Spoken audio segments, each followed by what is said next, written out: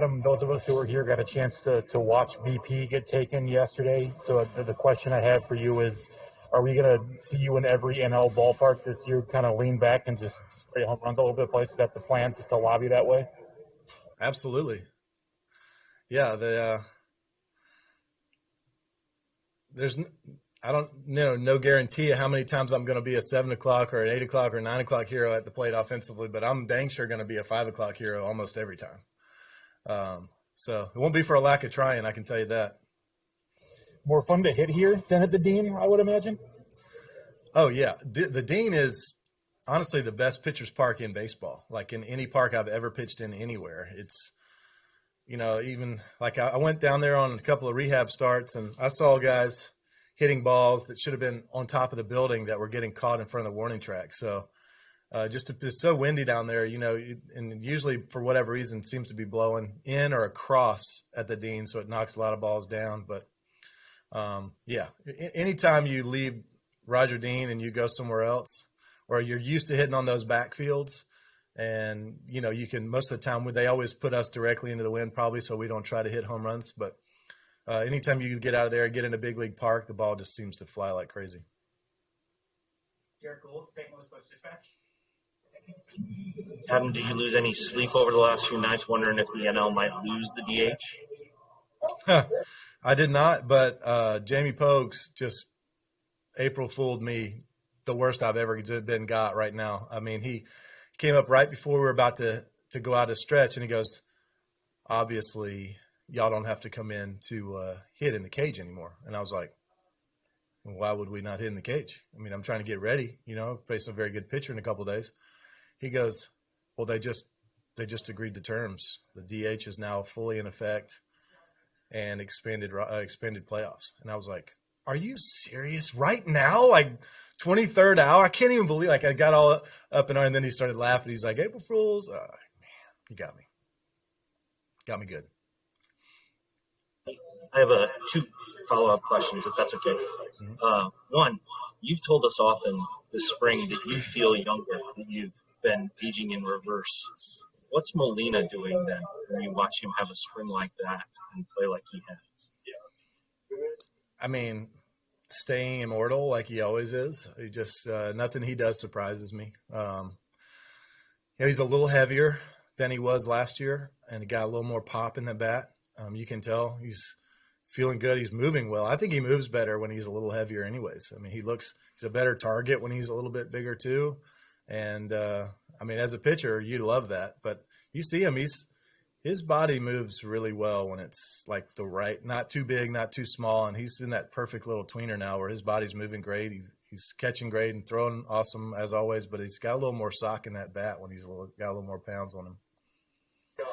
And Adam, the last question I want to ask you, Major League Baseball is reaching out to teams and players to get their feedback on Georgia. You're a Georgia native. You've started an all-star game. What's your thoughts on what Major League Baseball ought to do here and what you'd like to see happen? Well, obviously this is a touchy subject, so I want to be careful how I am insensitive to everybody's opinions on this matter. I think that there needs to be a lot of research into the bill so people can fully understand it. But more than anything, I think baseball is America's pastime. Baseball is a reprieve from all things that are like that, in my opinion. If guys want to use their own personal platforms to go out and speak into this, I think that's great. They should be able to do that. That should be welcomed.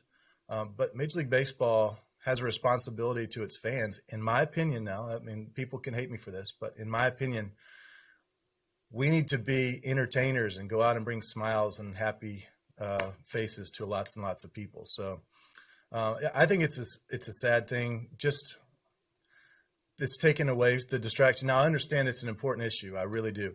But the baseball all-star game is a really cool thing. It's a fun thing for players. It's a great thing for players' platforms, for players' careers. To say you went to an all-star game to experience that is a really great thing.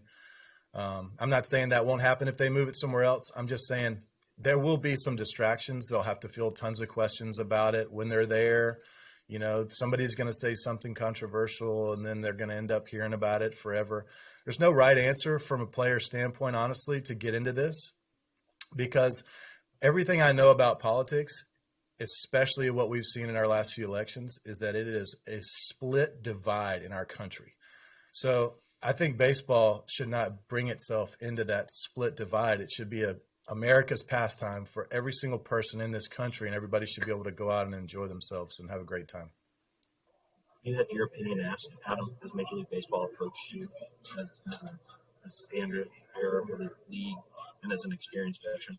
No, but as a fellow Georgian, I know there's a lot of wonderful people there on both sides of whatever political fence we're talking about who would miss out on having some great commerce, some great business coming to their shops and small businesses and bringing lots of money to town, bringing lots of exposure to Atlanta.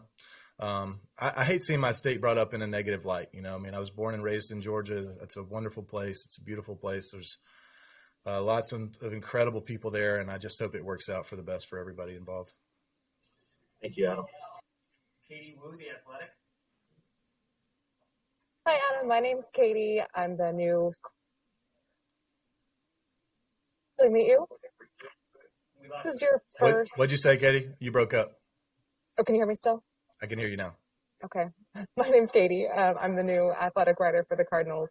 Monday was my first day, so nice to virtually meet you. You too. You know, opening day is a very special day in any kind of year, any kind of season. But does this one carry on a little bit more weight to you or feel a little bit more special based on what you guys went through last year as a team with COVID, a playoff chase, and now you're back in St. Louis? Is it just a little bit more impactful for you today?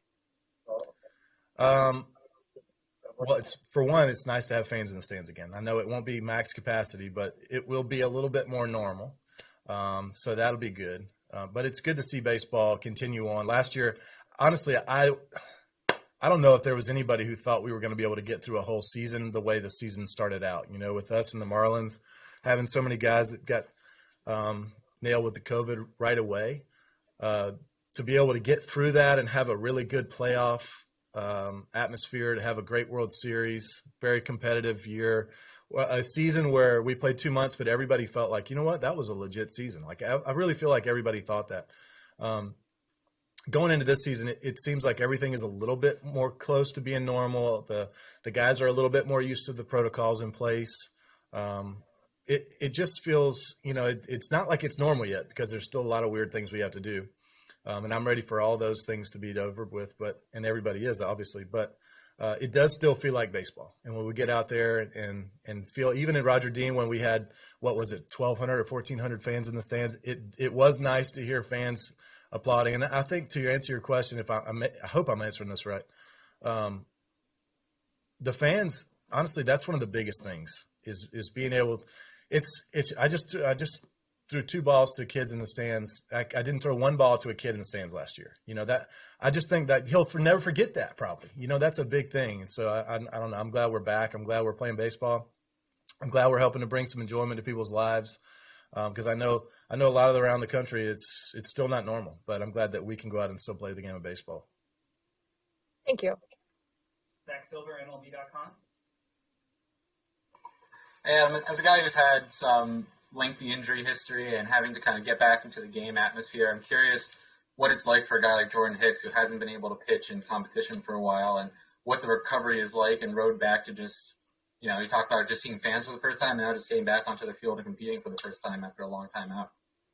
Yeah, well, I thought, you know what he did really well is he stayed within himself in spring training. I mean, I know it's just spring training, but that first game back after Tommy John, when you've been out for a full year plus, he's been out for longer than a year, you can have all kinds of crazy jitters. And I honestly thought, you know, he might throw this ball midway up the screen because he throws the ball 105 miles an hour. Who knows how you can control that after a year. And I think his first pitch was a strike after missing that amount of time. But I thought he stayed within himself really well. Remember they won at bat his first outing. He had like 21 or 22 pitches. And I think like 17 or 18 of them were strikes, you know, just very impressive to me to be able to come back out with that kind of composure. I thought he did great in spring training. I thought he got better each time he went out there. He started controlling his off-speed stuff really well too. So I mean, the guy's a freak of nature. He really is. I just can't understand how somebody could make a ball move 15 miles an hour faster than I can throw a ball. It's just crazy to me every time I think about it. And I don't want to ask like a changed Jordan, because obviously, he's still the same guy after 2 years out. But does time away from baseball, does that allow a pitcher to kind of reset some things, mental, physical, kind of hone back some mechanics, or just kind of take a little bit of time away? Obviously, you don't want to miss that time, but what kind of benefits can come from that kind of time out of the game? Yeah, and I think our pitcher Dakota is doing a great job too. Of when you're away from the game, you're struggling with an injury or whatever it is, or rehabbing. You could get down yourself and play the woe is me card, or you can pay attention, you can learn, you can watch, you can pick up on little things that maybe you wouldn't have had time to watch for, if you were out there playing or grinding every day. And so these guys are doing a great job. Jordan's done a great job of asking questions and paying attention and learning when he's not playing. That's a lot of time that could be wasted that was used in a positive for Jordan and for Dakota too, in my point of view. Last one, and we'll get Wayno out of here. Ben Frederickson, St. Louis Post-Dispatch. Adam, there has not been a more steady beater of the drum when it comes to expectations and belief in Alex Reyes than you. Schultz said today that if he's not the official closer, but it looks like he could be used in those roles.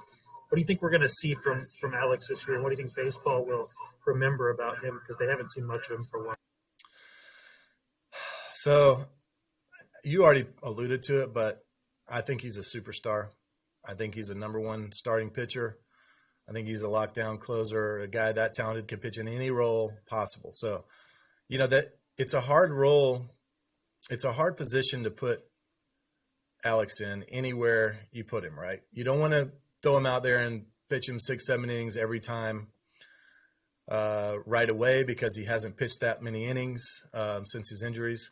You don't want to just pitch him 1 inning for a full season, right? I feel like you don't want to do that, because then you're not really building him up for next year when he could be a potential number one starter. So it's a hard spot. I think you might see a Josh Hader type of role. I don't know that. I have not spoken to the manager at all about it.